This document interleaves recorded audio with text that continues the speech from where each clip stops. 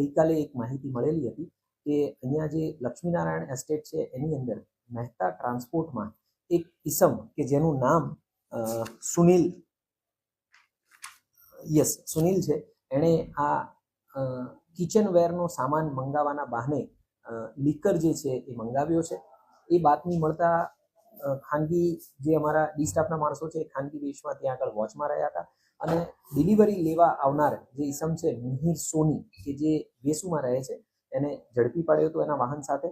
અને ત્યારબાદ ચકાસણી કરતા જે પાર્સલ મંગાવવામાં આવ્યા હતા કિચનવેરના બહાના હેઠળ એની અંદરથી લીકર જે છે એ ઓલમોસ્ટ 44 બોટલ મળી આવેલી છે, જેની કિંમત 4,000, 5,000, 10,000 જેટલી છે અને કુલ જે મુદ્દા માલ છે એ ઓલમોસ્ટ 2,55,714 રૂપિયાનો છે. એની વધારે પૂછપરછ ચાલુ છે અને આ જે માલ છે એ હરિયાણાથી મંગાવવામાં આવેલો છે. એચકે ટ્રેડિંગ જે કંપની છે એની પાસેથી આ મુદ્દા માલ મંગાવવામાં આવેલો છે અને આ લોકો ક્યાં સપ્લાય કરતા હતા, કઈ રીતે એમનું નેટવર્ક ચલાવતા હતા, એની હાલ જે એક આરોપી છે એને અરેસ્ટ કરી અને પૂછપરછ અને આગળની તપાસ ચાલુ છે.